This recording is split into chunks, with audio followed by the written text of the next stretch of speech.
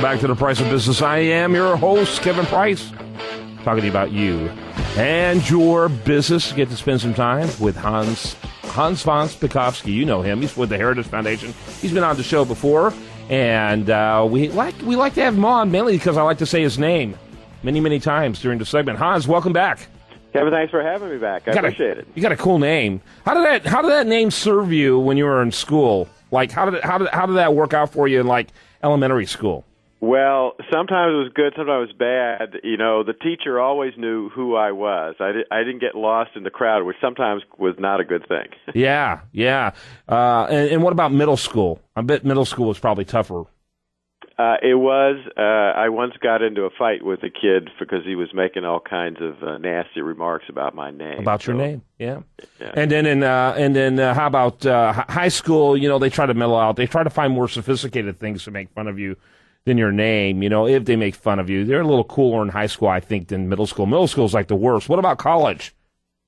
Oh, college. There were plenty of other people that had names like that too. So I see. That it wasn't a problem. Where'd you go to school? I went to college at MIT in Cambridge, Massachusetts. Yeah, that's they're from all over the place. Couldn't get into a good school. I understand, man. Hey, that's okay. No, it's a good school. Hey, so tell us, you work specifically there in the civil justice reform initiatives over there at the Heritage Foundation. You're a senior legal fellow. And there's always a lot of stuff going on. We want to talk about a specific story here today about the Justice Department to challenge states' voting rights laws. But before we do that, kind of give me a panoramic overview of the justice situation and legal situation for Americans today.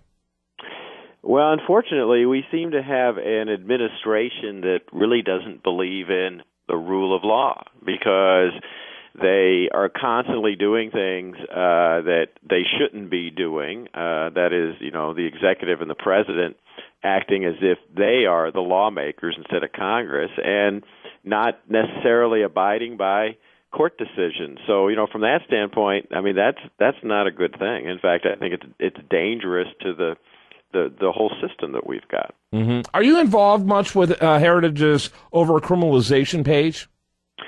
I'm not. That's one of our other lawyers, but that's actually another important thing, which is, you know, there used to be a handful of criminal laws in this country from the federal government. Now there are thousands of them, and many of them are regulations, not even statutes passed by Congress. Mm-hmm. Yeah, that's exactly right. And basically all Americans are guilty of something because of this over-criminalization. You know, if you get someone with a real dictatorial mindset and they wanted to just massively throw Americans into jail, we're all pretty much guilty for something, aren't we?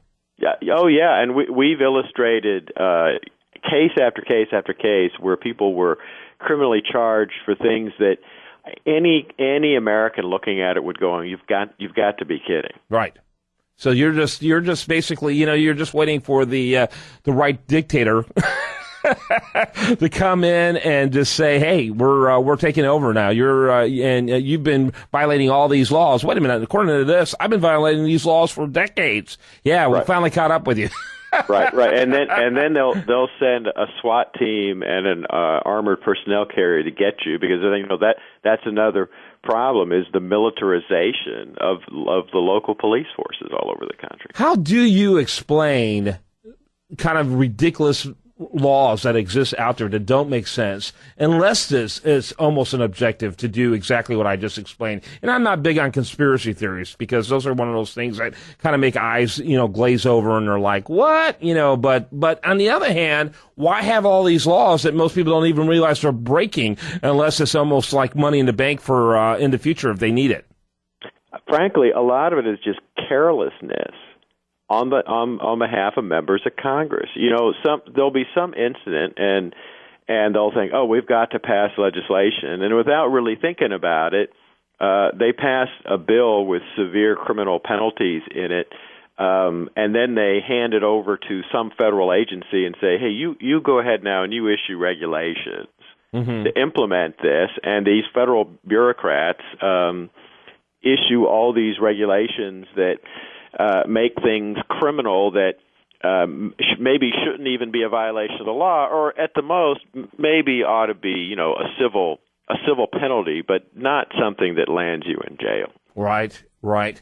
Before, again, I think we'll spend more of the second segment talking about the Justice Department to challenge states' voting laws. That's kind of a hot issue. But let's talk a little bit about the Supreme Court's actions in the last Supreme Court. What did you think of it in terms of highlights, lowlights, that type of thing? Well, I thought the decision they made. Look, they did good things. They did things I didn't agree with. I mean, one of the good things they did was find part of the Voting Rights Act unconstitutional. That's something we're going to talk about in the second segment. On the other hand, unfortunately, in a case out of Texas, University of Texas in Austin, they allowed colleges to continue to discriminate on the basis of race in college admissions. Now, they did say, we're going to look at this very strictly, and you can only do it under narrow circumstances, but I frankly was hoping that they would entirely throw that out. Mm-hmm. Mm-hmm. Were you realistically thinking they would? Yeah, I was hopeful that they would do it, but they didn't, and it was once again Justice Kennedy, being the swing vote to help keep, unfortunately, this kind of look, it's discrimination. Some call it affirmative action, but it's really discrimination on the basis of race. I mean, they kept it in force. Yeah, it absolutely is. In fact, I fundamentally believe that they should not be even allowed to ask about your ethnicity, your race, or any of those type of things when you're applying for college. It should truly be colorblind. Yeah, no, I agree with you. Yeah. And because it does so much damage, not only to, being unfair for people who clearly qualify, but also being unfair to minorities who end up having this perception out there. Just ask Clarence Thomas. And if you've read Clarence Thomas's autobiography, you get this idea that it creates a culture that really believes that the minorities can't succeed unless government's pushing them. Yeah, and not only that, but there's social science evidence out there now that it really hurts minority students because they get up into colleges that their qualifications aren't there for, which means they come in the bottom of the class, and so they have higher dropout rates, they have worse grades, which makes it a lot tougher for them to get into the careers they want to follow. Yeah, that's interesting, too. All right, Hans Von Spakovsky, he's with the Heritage Foundation, and one of my favorite organizations, one of my favorite people from Heritage. We always have a good time when he's on. Coming up after the break, I'm going to talk to him about the Justice Department to challenge states' voting right laws.